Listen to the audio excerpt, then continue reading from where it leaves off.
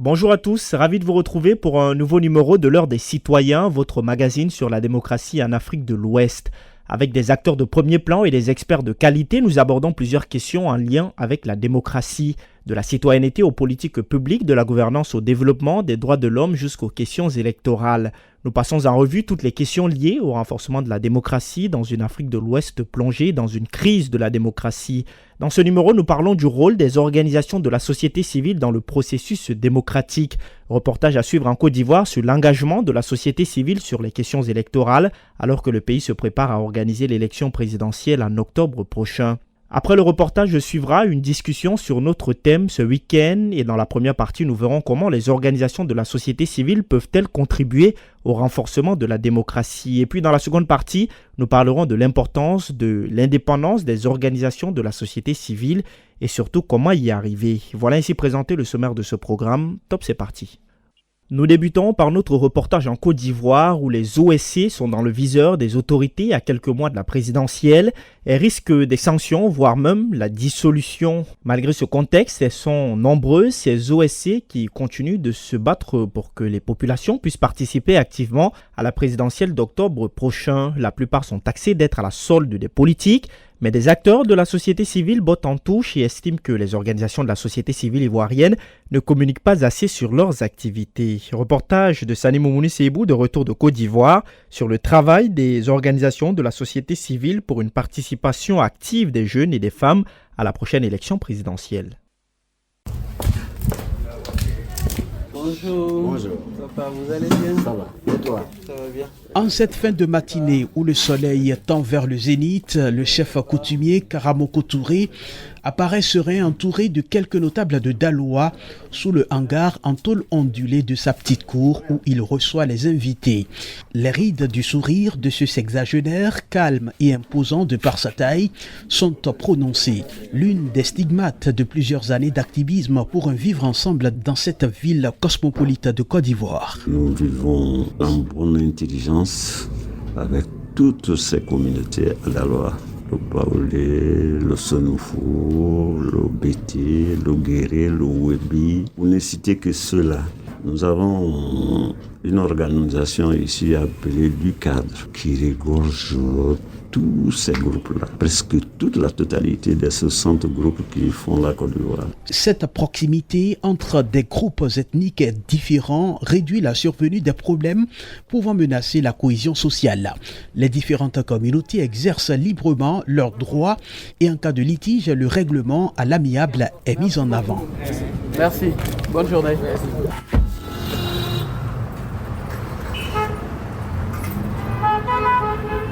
Loin de Daloa, à Abidjan, la capitale économique ivoirienne, elles sont nombreuses, ces organisations de la société civile qui s'activent pour que les Ivoiriens puissent se faire inscrire sur les listes électorales et pouvoir voter en octobre prochain. Ok, on va essayer avec le peu de connaissances qu'on a. Rita Pascal Kwamina, le regard vif, la mère de famille, dirige l'association des blogueurs de Côte d'Ivoire qui vient de boucler un sondage qui montre une faible participation des jeunes et des femmes aux élections. Les femmes représentent 48% du fichier électoral de 8 millions d'électeurs publié par la Commission électorale indépendante. L'association de Rita Pascal a fait le plaidoyer auprès de plusieurs parties prenantes pour la participation active des femmes et des jeunes au processus électoral. Ces OSC-là contribuent à libéraliser le débat démocratique parce que très souvent, on a peur de s'exprimer lorsqu'on parle de questions politiques. Et aujourd'hui, ces OSC-là ont réussi à donner la parole à des personnes qui n'avaient pas de voix. Elles sont devenues des porte-voix des minorités en fait. Très souvent, la population voit les dirigeants. Après leur élection, c'est comme si le dirigeant est au-dessus et eux, ils sont en bas. Et les OSC viennent un peu comme le pont entre ces deux sphères. Rita Kwamina explique que les organisations de la société civile ivoirienne sont très actives mais traînent un handicap. Beaucoup d'OSC en Côte d'Ivoire ne mettent pas l'accent sur la communication. On a l'impression qu'elles ne font pas assez ou qu'elles ne font rien. Mais les OSC ivoiriennes font des choses qui sont à saluer. C'est vrai que beaucoup reste à faire. Malheureusement, la communication, le volet communication des OSC ivoiriennes, et ça c'est une réalité, pour avoir travaillé en tant que consultante sur des projets de développement de communication des OSC, c'est le constat qu'on fait. Les OSC ivoiriennes ne mettent pas beaucoup d'accent sur la communication. Elles font beaucoup de choses, mais très souvent, on ne communique pas assez. Félix Boni, analyste politique ivoirien, porte notre regard sur les organisations de la société civile ivoirienne. Vous savez, en Côte d'Ivoire, on a une société civile que j'appelle une société civile politisée. Vous verrez pas d'acteurs de la société civile aussi libres pour pouvoir mener une action de façon transparente, libre, indépendante, neutre, sans avoir une inféodation politicienne. Du coup, est-ce qu'on a une société civile réellement forte comme la société civile sénégalaise dans d'autres pays où la société civile peut influencer, peut même contrarier les acteurs politiques? En Côte d'Ivoire, on n'a pas cette société civile très forte. Par contre, il y a quand même quelques acteurs qui essaient de se démarquer un peu. En juin dernier, le gouvernement ivoirien a adopté une ordonnance qui contient des dispositions restrictives de la liberté d'association, y compris sur la soumission de déclarations et l'inspection des locaux des OSC. Elle permet au Conseil des ministres de dissoudre par décret toute organisation de la société civile dont il estime que les activités constituent une menace pour l'ordre public, la sécurité publique ou l'intégrité territoriale. Félix Boni. Il faut laisser à la société civile la liberté de pouvoir agir, de pouvoir critiquer, de pouvoir dénoncer, de pouvoir éventuellement proposer. J'estime qu'effectivement, il faut éviter de restreindre les libertés. On est dans un pays démocratique, on est dans une démocratie en pleine construction. Si on avait une société civile très forte, je crois qu'elle prendrait peut-être davantage de poids dans la commission électorale indépendante, qui aujourd'hui est une commission électorale non indépendante, c'est une commission électorale politique, composée de tous les acteurs politiques qui ne sont d'accord que sur leur désaccord, alors que cette structure aurait pu être dirigée par une société civile bien forte. L'ordonnance prise par Alassane Ouattara prévoit la nullité des OSC dont les objectifs sont contraires aux bonnes mœurs. Les OSC existantes ont 12 mois pour se conformer à la nouvelle réglementation sous peine d'une amende de 1 million de francs CFA avec la possibilité de dissolution en cas de non-conformité. Sani Moumouni Seibou, de retour de la Côte d'Ivoire pour la West Africa Democracy Radio. Place maintenant à la discussion sur le rôle des organisations de la société civile dans le processus démocratique. Pour en discuter avec moi, nous sommes en ligne avec Mamadou Mbodj, qui était à la tête du F24, mouvement sociopolitique de contestation au Sénégal entre 2023 et 2024 pour le respect des principes démocratiques. En ligne également Issa Yaro, coordinateur à Bouaké, en Côte d'Ivoire, du réseau ivoirien des leaders, organisation citoyenne de jeunes engagés sur les questions de citoyenneté et de démocratie en Côte d'Ivoire. En ligne aussi de Bissau, Alain Yerombalo, journaliste d'investigation, analyste politique bissau-guinéen. Je commence par vous, Mamadou Mbodj. Je rappelais il y a un instant que vous étiez à la tête du F24, mouvement de contestation au Sénégal pour le respect des principes démocratiques dans le pays. À l'époque, le Sénégal, entre 2023 et 2024, le Sénégal qui traversait un contexte politique vraiment très tendu et on se dirigeait vers la présidentielle de 2024. Mamadou Mbodj, pour vous qui avez été à la tête d'une coalition d'organisations de la société civile, mais aussi des partis politiques, d'abord, quel est le rôle des organisations de la société civile? Il faut comprendre qu'il s'agit d'abord de citoyens organisés et qui veillent à la bonne marche de la démocratie de l'état de droit. Parce que on est dans des États fragiles, la démocratie elle est vulnérable, surtout lorsque dans nos pays, ce sont ceux à qui on a donné le pouvoir qui rendent vulnérable la démocratie. Et donc, il s'agit de citoyens qui restent debout et qui veillent. Maintenant, cette veille peut prendre plusieurs formes. Au Sénégal, par exemple, dernièrement, il y a une société civile qui est là, qui travaille sur les droits, sur les lois, sur les principes. Et donc, qui ne s'engage pas politiquement, mais qui aide à bien comprendre les lois et à bien asseoir les lois. Cette société civile-là, par exemple, regroupée dans le COSC, donc qui s'occupe des élections, comment les élections doivent se passer, cette société civile n'est pas tellement mêlée aux acteurs politiques. Par contre, il y en a d'autres qui entrent dans ce qu'on peut appeler, par exemple, le F24 ou le M23. C'est des organisations dirigées par des gens comme Alioune Tine, la Ligue sénégalaise des droits de l'homme, la RADDHO, etc. Donc, il y en a marre qui n'hésitent pas à aller avec les partis politiques pour maintenant mener des combats politiques. Et donc, de ce point de vue, il faut comprendre qu'il s'agit d'abord de citoyens soucieux de la préservation de l'état de droit, qui sont prêts à se battre, peut-être même à mourir, pour que justement la liberté acquise de haute lutte ne soit pas violée. Et finalement, la dernière expérience qu'on a eue, on a quand même, au dernier moment, lorsque le président a voulu proroger son mandat, on a vu que toute cette société civile, aussi bien celle qui était à côté des partis politiques que les autres, se sont mobilisés ensemble pour construire un vaste front, même si les gens marchaient parallèlement, ils n'étaient pas tout à fait ensemble, mais ils luttaient en même temps pour la même cause. Donc ça prend plusieurs formes, évidemment, de mobilisation, de combat pour la démocratie. Je me tourne maintenant vers vous, Issa Yaro, en Côte d'Ivoire. Issa Yaro, d'abord, comment s'organisent les organisations de la société civile en Côte d'Ivoire, avant d'entrer également dans justement le rôle de ces organisations citoyennes?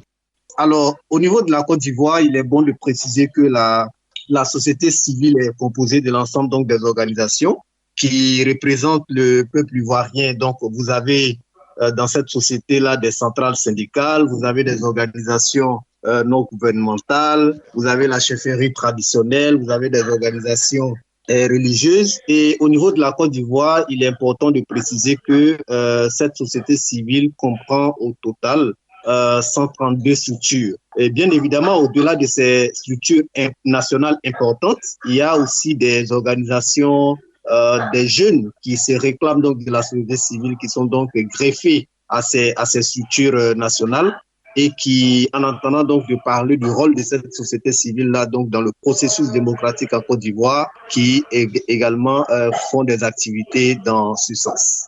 Et bien sûr, Issa Yaro, comment est-ce que aujourd'hui les organisations de la société civile en Côte d'Ivoire comprennent leur rôle? Vous parlez tantôt des organisations de jeunes, hein, vous êtes à la tête d'une organisation de jeunes, considérées comme des organisations citoyennes également. Alors comment est-ce que ces organisations citoyennes comprennent leur rôle dans le processus démocratique en Côte d'Ivoire? Je dirais que ces organisations de jeunes comprennent effectivement que leur rôle dans l'avènement ou dans le renforcement d'une démocratie au sein de notre pays est très crucial, tant au niveau du développement social, au niveau du développement économique et politique du pays. Au niveau de ces jeunes, effectivement, il faut préciser que ce sont des activités qui sont menées, surtout en période électorale, puisque vous savez que en 2025, la Côte d'Ivoire va faire donc face à des élections aussi importantes, donc que sont les élections au niveau de la présidence en octobre. Et les jeunes, effectivement, sensibilisent donc leurs pairs jeunes, de sorte que nous ayons effectivement des élections présidentielles apaisées, sans heurts, et où le vainqueur est félicité par ses pairs donc qui n'auraient pas gagné les élections. Il est bon aussi de dire que de plus en plus, l'organisation de la société civile en Côte d'Ivoire est très dynamique. Il y a un cadre juridique et organisationnel qui vient donc définir à nouveau et renforcer les capacités des acteurs donc de la société civile. Et c'est dans ce sens-là que en 2021, il y a un avant-projet de loi qui avait été validé donc dans le cadre donc juridique des organisations de la société civile. Et ce projet visait effectivement à inclure toutes les formes d'organisation de la société civile, donc que j'ai cité tout à l'heure, des associations, des ONG, des fondations, à promouvoir la bonne gouvernance. Et effectivement, une ordonnance de 2024 a été également adoptée pour structurer davantage l'organisation de la société civile et clarifier donc ses responsabilités. Donc, c'est dire qu'aujourd'hui, de plus en plus en Côte d'Ivoire, c'est vrai, parallèlement à tout ce qui pourrait constituer des difficultés, les OSCE aujourd'hui ivoiriennes participent donc activement à la défense des droits humains, à la promotion de la démocratie et à la mise en œuvre des projets humanitaires. Donc, c'est dire que, pour me résumer, que les organisations de la société civile vont jouer ou jouent déjà un rôle clé dans la sensibilisation des populations sur des enjeux que l'éducation, la santé, l'environnement, la sécurité et la politique dans toute sa globalité. Alain Yorombalo, comment la société civile bissau-guinéenne comprend son rôle dans le processus démocratique dans le pays? Donc, si on essaie de planter dans le corps cette société civile divisée en deux grands groupes, il y a la Ligue bissau-guinéenne des droits de l'homme et il y a les autres associations qui sont regroupées au niveau de l'organisation de la société civile, dans un rôle de complémentarité, et également de défense de la population par rapport aux abus que l'on enregistre un peu partout au niveau des autorités de ce pays. Vous savez, l'histoire de ce pays est un peu liée à des convulsions sociales parfois très violentes, des coups d'État avérés ou inventés, mais qui finissent toujours par mort d'homme ou bien des abus de pouvoir, surtout des différentes autorités par rapport au gros de la population. Alors, quel rôle ont joué les différentes associations de la société civile? Je prends l'angle des organisations de la société civile qui est un éventail beaucoup plus large et qui tente, autant que faire se peut, de se tenir équidistant de toutes les chapelles politiques. Puisque depuis un certain temps, depuis surtout les années 90, avec l'ouverture de la démocratie, le multipartisme, etc., on a eu des difficultés quand même de faire résonner certains partis. Je veux parler d'abord du parti historique, qui est le PAIGC, le Parti africain pour l'indépendance de la Guinée et du Cap-Vert, qui est le mouvement qui a libéré le pays et qui est jusqu'à présent encore un gros caillou dans les chaussures de la démocratie, de la marche vers la démocratie, parce que ce parti, jusqu'à présent, continue à revendiquer une certaine légitimité historique sur la gestion du pays. Alors, la société civile a du mal à vraiment jouer son jeu face à ce parti qui était un parti unique et qui, jusqu'à présent, a du mal à accepter une certaine cohabitation des autres opinions politiques exprimées. Alors, c'est la même chose que la Ligue bissau-guinéenne des droits de l'homme, qui au départ était un véritable rempart pour cette population martyrisée ou à la fois sur laquelle on abuse, mais qui au fil du temps et aussi par la succession des dirigeants se sont transformés en activistes politiques pour certains partis. Donc, à tel point qu'aujourd'hui, on a du mal à vraiment à séparer, comme on le dit en portugais, alho et bugalo, donc faire la différence entre l'oignon et l'ail. Donc, ces gens-là, ça pose d'énormes problèmes. On a du mal à savoir exactement est-ce que ces associations sont des associations d'activistes politiques ou bien c'est des activistes de la société civile qui, en principe, doivent défendre un tout petit peu les intérêts d'une population martyrisée. Mamadou Mbodj, je reviens vers vous. Au Sénégal, on a vu une société civile quand même assez forte. À chaque fois qu'il faut adresser les crises majeures du pays, sinon à chaque fois qu'il faut adresser les questions majeures du pays dans le domaine de la politique, de l'économie et dans d'autres secteurs, on a vu une société civile forte toujours au devant pour porter un certain nombre de combats majeurs dans le pays. Et justement au Sénégal, comment est-ce que la société civile est arrivée à prendre conscience de son rôle dans le pays ?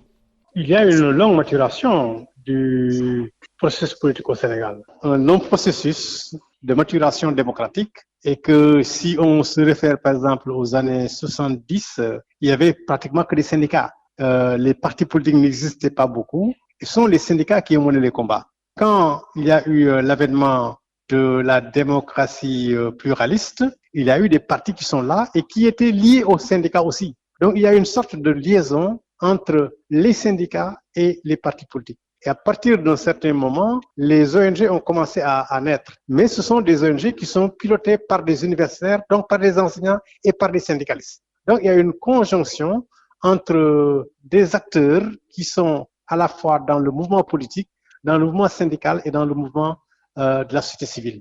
Et ce sont ces acteurs-là qui sont quand même de grands intellectuels, des diplômés, des universitaires, qui sont conscients de leur devoir d'intellectuels qui, en fait, ont mené le combat et à tous les trois niveaux.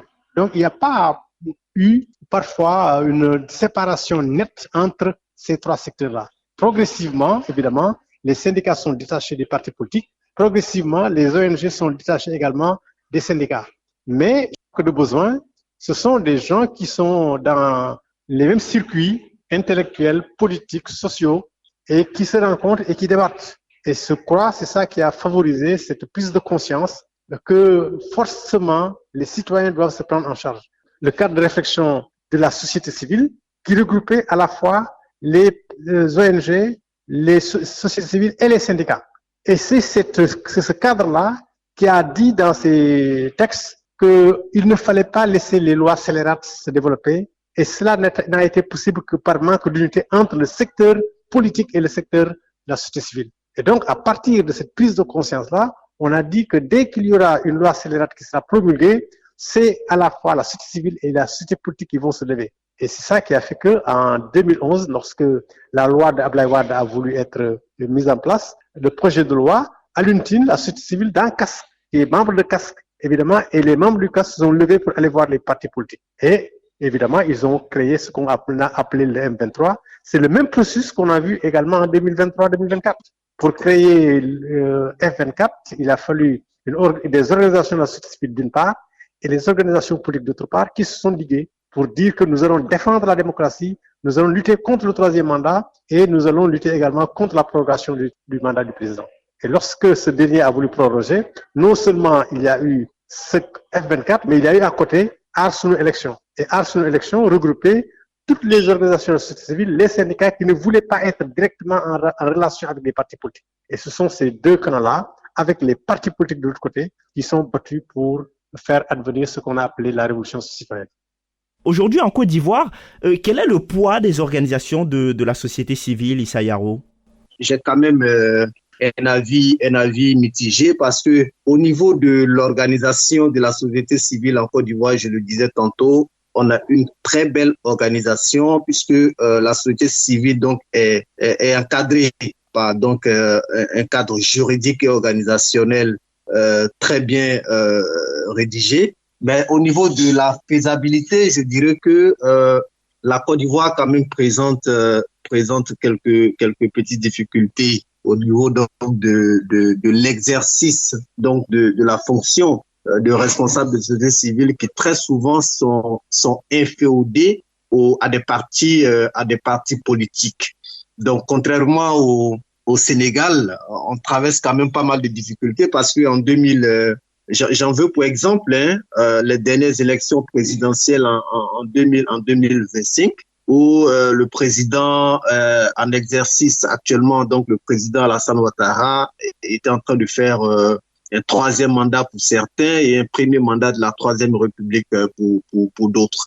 Malheureusement, dans d'autres pays où on devait avoir affaire donc à une société civile forte, donc qui allait donner clairement son avis sur la question et donc motiver l'engagement des uns et des autres, si effectivement il était avéré qu'il s'agissait d'un troisième mandat, malheureusement en Côte d'Ivoire, ça n'a pas véritablement été le cas. On a vu des partis politiques, certains partis politiques de l'opposition donc qui se sont dressés contre ce mandat jugé de trop, mais au niveau de la société civile, on a véritablement pas vu d'action.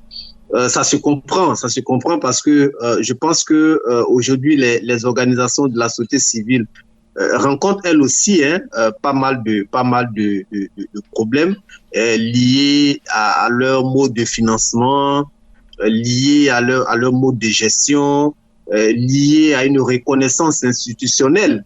Et je pense que tout ceci constitue donc des défis qui sont donc rencontrés par cette société civile. Toutefois, il est bon de dire que les responsables donc à la tête de ces organisations de la société civile devront donc prendre une conscience citoyenne, une conscience patriotique en vue donc d'exercer conformément à leur cahier des charges et d'occuper toute leur place donc dans le développement social et économique du pays, tout en prenant effectivement des positions très nettes en ce qui concerne donc la défense des droits humains, la promotion de la démocratie, la mise en œuvre des projets socio-économiques dans notre pays. Il y va de leur responsabilité. Et bien sûr, l'indépendance des organisations de la société civile, on en parlera, Alain Yorobalo, mais avant, quel est le poids de la société civile bissau-guinéenne sur les questions de démocratie dans le pays? dans les années 90 jusqu'à 2005, ils avaient un poids quand même indéniable, un poids très très bien aperçu par la population comme un contrepoids du pouvoir et de l'armée. Puisque en fait, ce qu'on a remarqué en Guinée-Bissau, c'est que les associations ou bien les institutions qui ont été constituées, on a remarqué qu'aucune institution n'a réussi à contrebalancer le poids de l'armée sur l'échiquier politique. Alors c'est pour ça, quand il y avait ces sociétés civiles, ces associations de sociétés civiles qui ont été créées, on a pensé que c'était un véritable contrepoids. Mais au fil du temps, les leaders et même les actions posées sur le terrain ont contribué à vraiment créer une situation de manque de crédibilité de ces associations, à tel point qu'aujourd'hui, on a dans cette situation d'une société civile qui existe que de nom et qui sort quand même des rapports parfois très accablants par rapport à la situation ou bien qui sont en porte-à-faux par rapport à la situation réelle, situation politique, sociale et autres du pays. Si on le transmet sur d'autres associations, c'est exactement la même chose. Les membres sont des activistes de partis politiques et qui parfois ont du mal à trouver des limites entre l'action qu'ils doivent porter en faveur de la population et de la démocratie, notamment se tenir équidistant de toutes les chapelles politiques, et leur activité au sein des partis politiques. Je vais redonner la parole à Mamadou Mbodj. Alors, Mamadou Mbodj, au Sénégal, comment est-ce que les organisations de la société civile, le Sénégal, qui est quand même un cas d'école, il faut le souligner, pour les autres, dans les autres pays, qu'est-ce que les autres organisations de la société civile peuvent copier sur celle du Sénégal? Peut-être qu'il y a l'idée de créer des synergies, parce qu'il y a déjà une expertise dans ces organisations. Expertise qui se donne à voir dans le suivi des élections, parce que avant les élections, après les élections, il y a des recommandations, il y a des évaluations qui sont faites et qui permettent de voir quelles sont les limites du processus électoral. Donc ça, c'est d'une part. Et d'autre part, les organisations de la société civile peuvent avoir une certaine indépendance. Indépendance idéologique, dans le sens où, évidemment, ces organisations ne sont pas liées à des partis politiques de manière ombilicale, et donc qui leur permet de penser librement, de manière autonome, et de scruter la vie politique de près, sans être partie prenante directement. Ils sont là en tant que veille, en tant que alerte, en tant que sentinelle.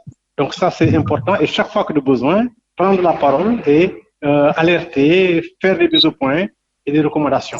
Donc une synergie, ça veut dire que si on voit ce qu'est le COSC, par exemple, c'est plusieurs organisations civiles qui sont ensemble. Ce qu'est les acteurs non éthiques, c'est plus de 200 organisations de la société civile qui sont ensemble. Donc il faut créer des synergies fortes et asseoir des compétences qui permettent non seulement de parler de manière autorisée sur les questions, mais également de s'organiser maintenant de manière pratique pour le combat. Parce que là aussi, c'est important, parce que la démocratie, elle est, comme j'ai dit tout à l'heure, vulnérable. Il faut la protéger. Et pour la protéger, il faut des acteurs qui soient debout, qui sont prêts à se battre pour cela. Et donc, ce combat-là, il peut conduire à c'est vrai, des dégâts matériels, peut-être même des pertes de vies humaines, mais c'est à ce prix que la liberté se défend. La liberté ne peut pas se défendre sans qu'elle soit mise en avant, qu'elle soit primatoire par rapport à la vie matérielle. Et donc, ce sont ces conditions-là, je crois. Il faut mettre en avant cette synergie, d'abord entre les organisations civiles, ensuite synergie entre société civile et partis politiques, et enfin, évidemment, la mise au primat de la liberté surtout, de la démocratie surtout, par rapport notamment à la vie et par rapport à la vie matérielle. Alors, Issa Yaro, Mamadou Mbodj a souligné qu'il est important, en plus justement du combat, sinon en plus des idéaux des organisations de la société civile, qu'il faut savoir aussi mobiliser. Ça peut souvent coûter la vie à certains, ça peut entraîner souvent certains dégâts matériels, mais la mobilisation compte également dans le combat des organisations de la société civile pour défendre des causes majeures dans le pays. Alors aujourd'hui en Côte d'Ivoire, comment est-ce que la société civile s'organise? Comment est-ce que les organisations de la société civile arrivent à mobiliser pour les causes majeures dans le pays? Ça fait quand même plusieurs années maintenant qu'on assiste, on assiste à un musulman, je dirais, des organisations de la société civile qui ont du mal à véritablement prendre position et à se mobiliser face à certains enjeux majeurs de la nation ou de notre patrie. Donc, comme je le disais, le rôle est beaucoup plus théorique que pratique. Très souvent, vous allez voir les organisations de la société civile participer à des initiatives de dialogue politique, donc inclusif, qui sont parfois initiées par les partis donc politiques au pouvoir. Vous allez les voir participer à des initiatives de dialogue comme celle donc visant à restaurer la confiance dans le processus électoral et à promouvoir des élections libres et transparentes. On a assisté par exemple à des marches de personnes contre donc certains problèmes qui ne jugeaient pas bien. Ces personnes ont été arrêtées, interpellées. Les organisations de la société civile n'ont pas véritablement les mains libres. On va parler cette fois de la société civile, du rôle de la société civile dans les processus électoraux. Mamadou Mbodj, au Sénégal, on ne cessera de le souligner encore, on a vu toute cette mobilisation des organisations de la société civile contre un éventuel troisième mandat de l'ancien président Macky Sall, mais aussi contre le report de l'organisation des élections dans le pays. Alors en période électorale, comment est-ce que doivent s'organiser et quel doit être le rôle des organisations de la société civile? Je vous donnerai la parole tout à l'heure, Issa Yaro, pour réagir, car on le disait il y a un instant, la Côte d'Ivoire se dirige vers des élections, sinon vers une élection présidentielle en octobre prochain, c'est dans quelques mois. Quelle doit être la position des organisations de la société civile? D'abord vous, Mamadou Mbodj, et puis Issa Yaro, je vous redonnerai la parole.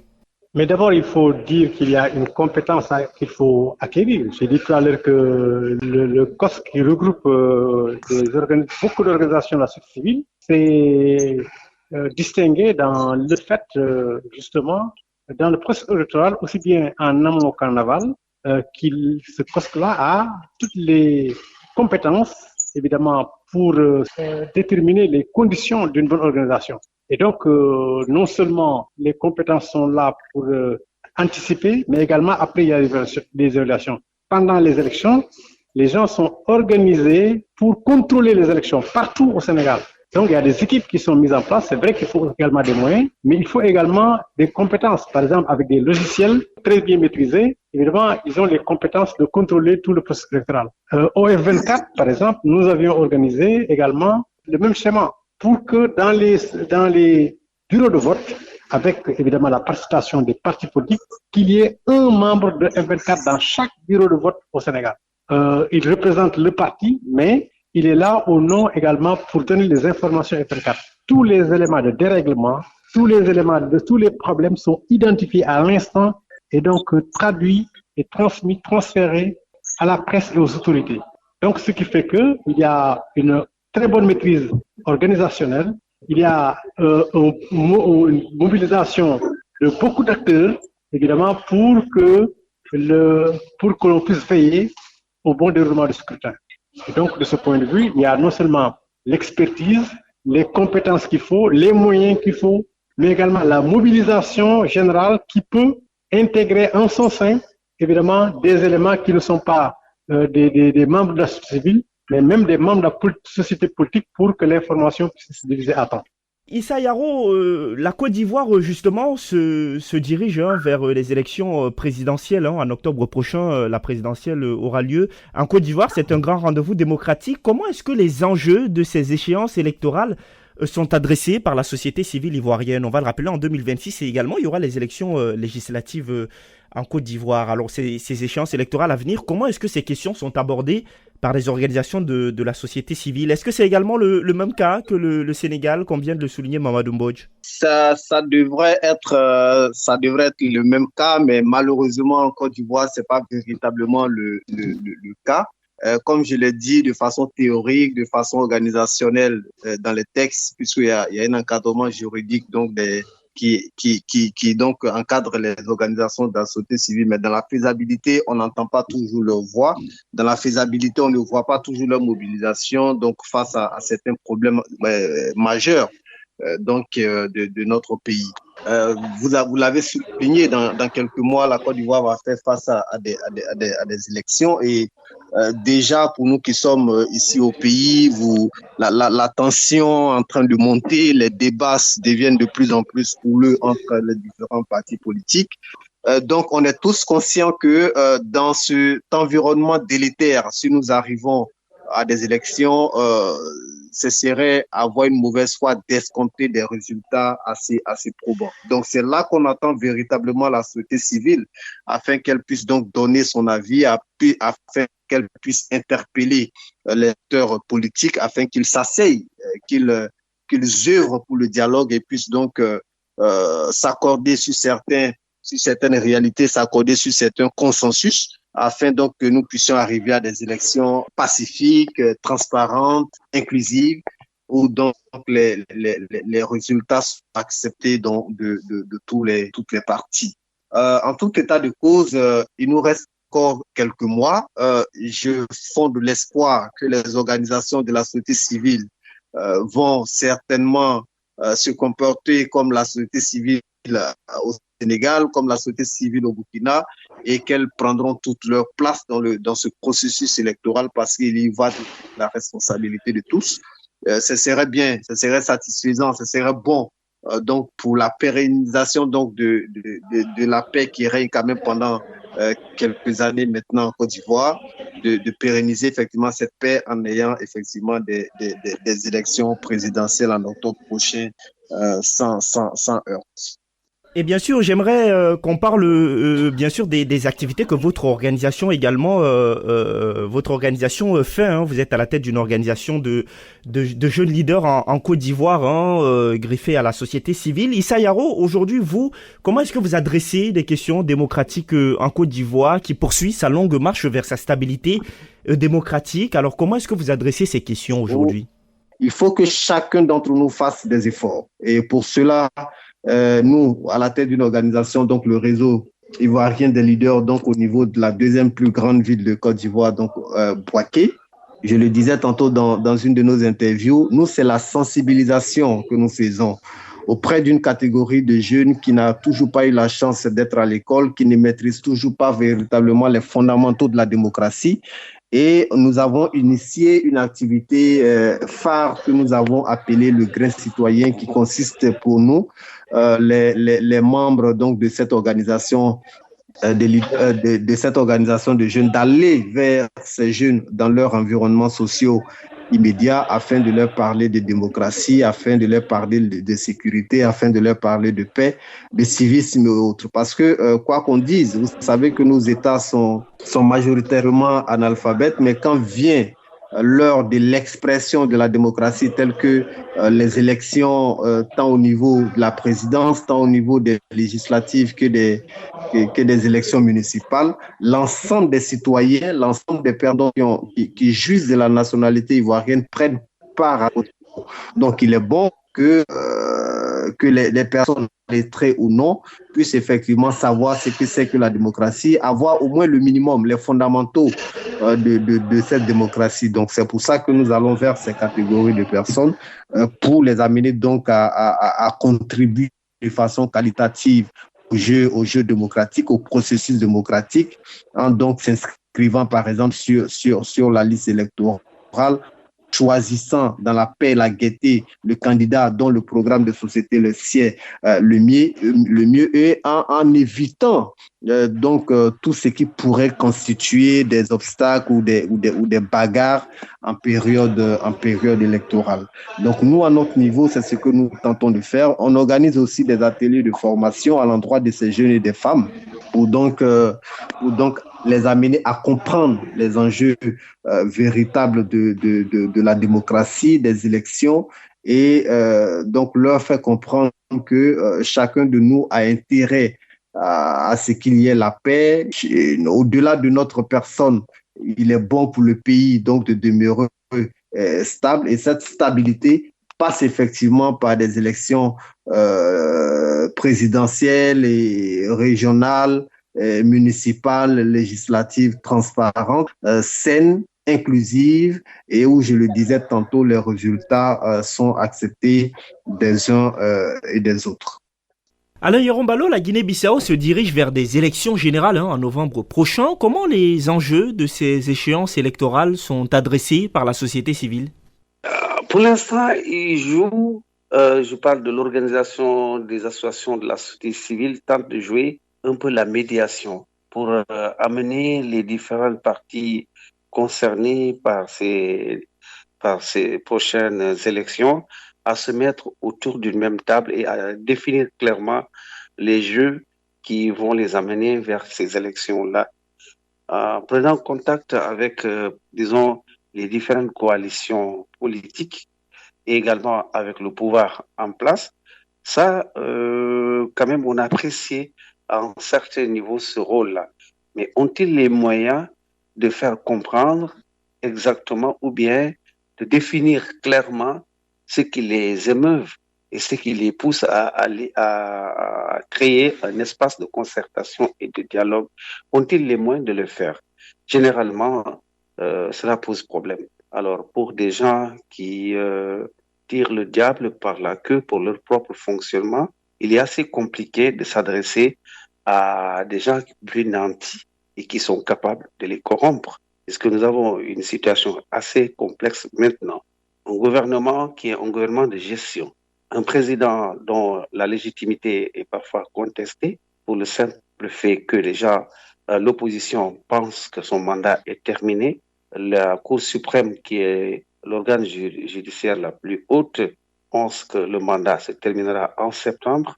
Une date des élections est fixée, mais que les partis politiques, tous les partis politiques sont déjà minés par des querelles internes, à tel point que on ne trouve pas pour l'instant un espace qui va réunir sur l'essentiel. L'essentiel, c'est la sauvegarde de la paix et de la stabilité et d'avoir des élections apaisées en novembre. La société civile peine encore à trouver, disons, les moyens pour cela.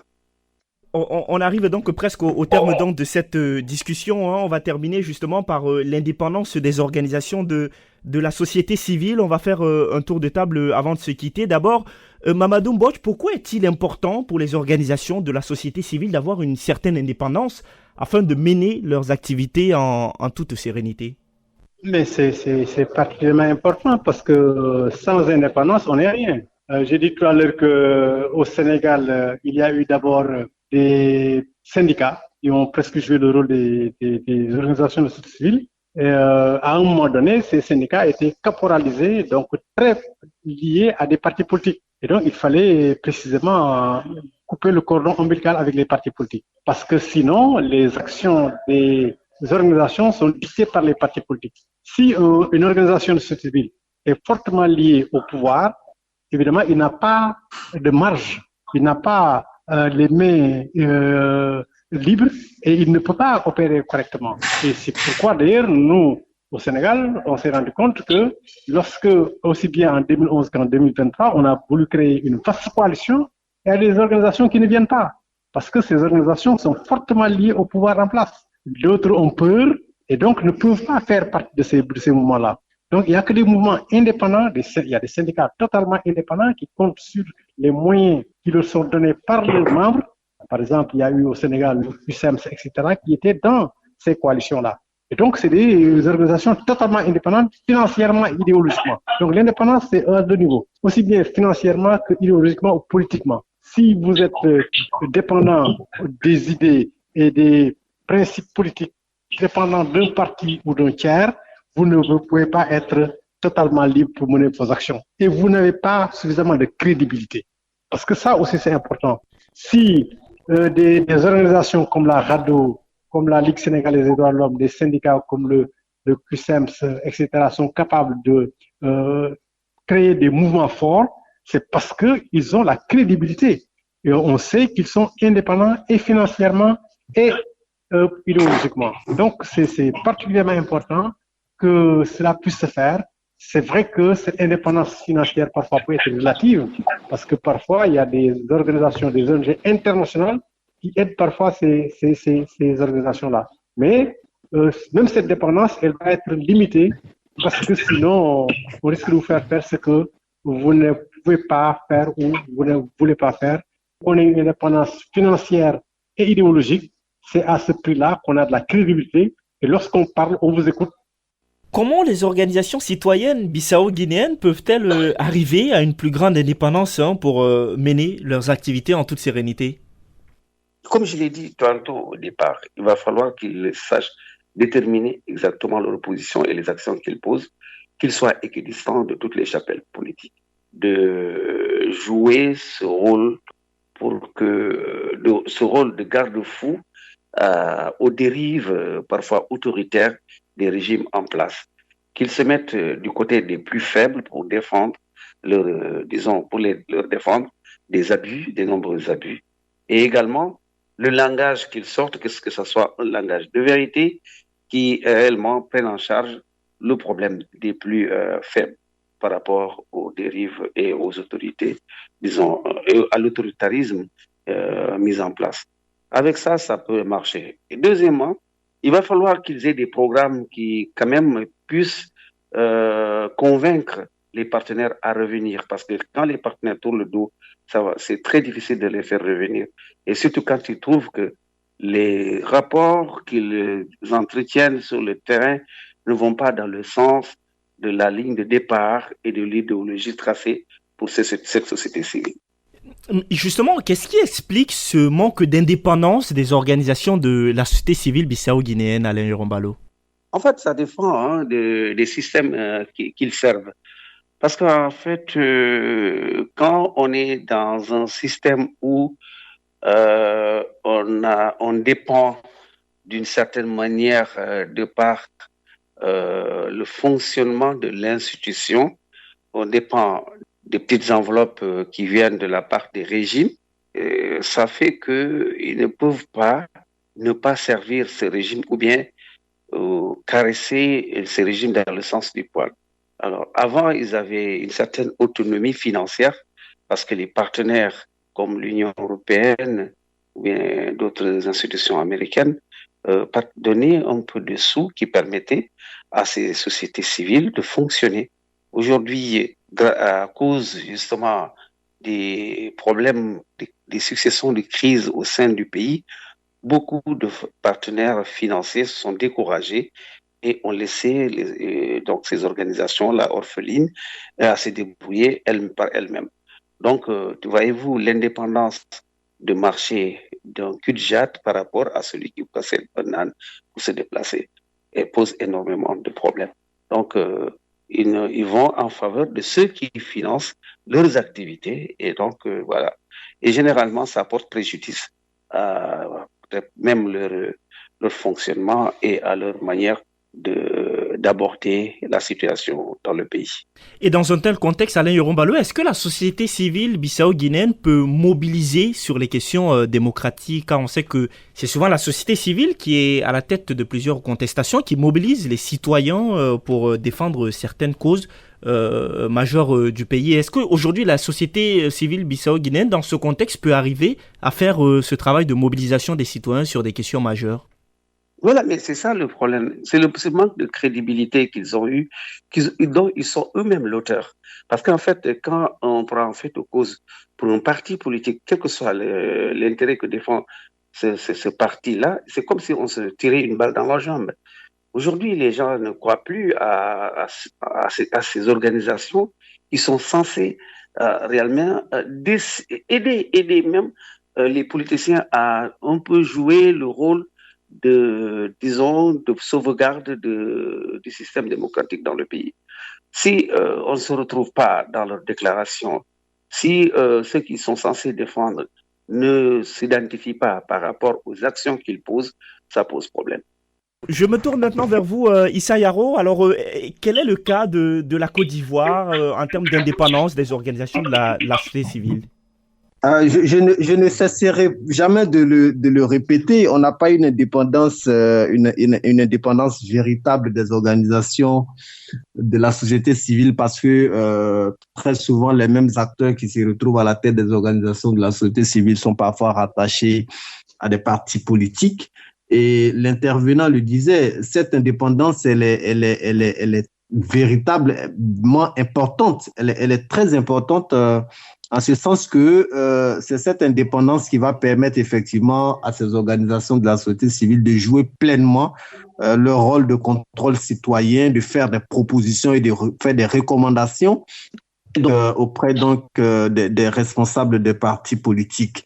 Et il a dit, cette indépendance passe effectivement par leur source de financement, mais aussi il y a un aspect politique qu'il faut prendre en compte.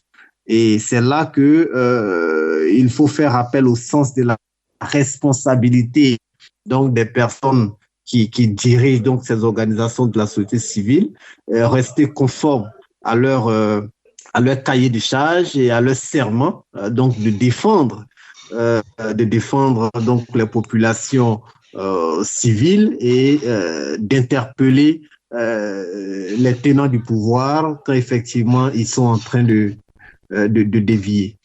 Donc, pour véritablement conclure, il est bon que ces organisations de la société civile se détachent entièrement donc des partis politiques et jouent pleinement leur rôle donc d'acteurs donc de contrôle citoyen, de proposition et de recommandations, en donc quittant les partis politiques, en n'étant pas inféodés à ces partis politiques, parce que chacune des partis joue son rôle.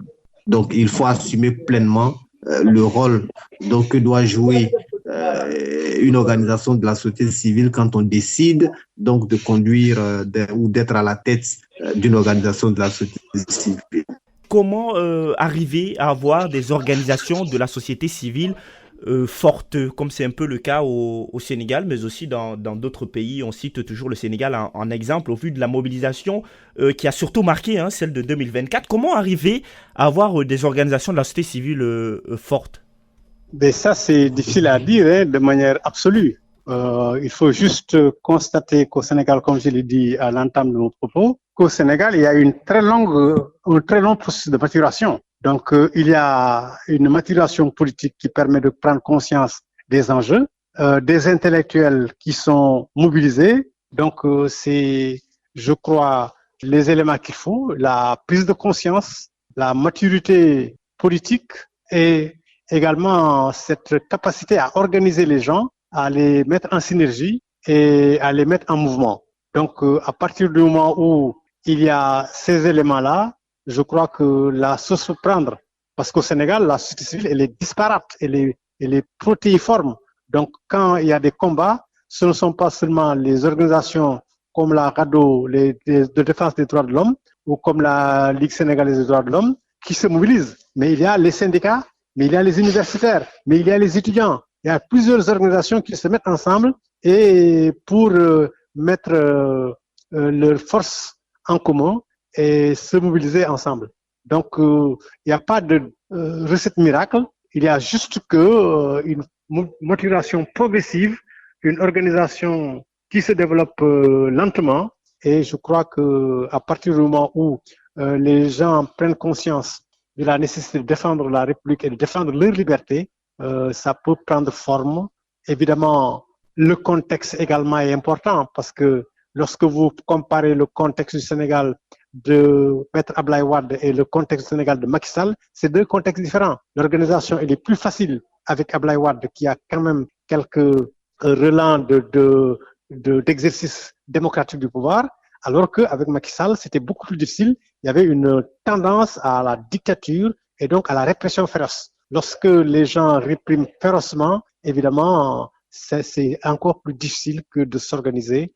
Donc, les contextes, ça compte également un peu par rapport à tout ça. Pour parler un peu du contexte de la Côte d'Ivoire, comment arriver à une société civile plus forte et indépendante en Côte d'Ivoire?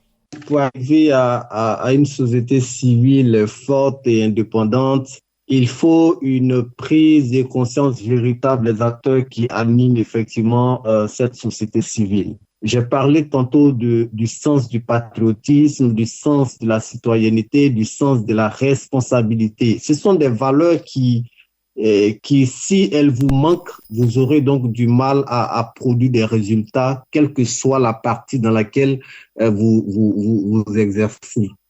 la société civile, elle est carrément différente donc des partis politiques, par exemple, dont leur objectif est de conquérir le pouvoir d'État et de le conserver, de l'exercer également. Donc, quand vous choisissez, par exemple, de faire partie de la société civile, c'est de savoir pourquoi vous avez opéré le choix, quelles sont vos prérogatives et en toute responsabilité, il faut les assumer en défendant effectivement son contenu.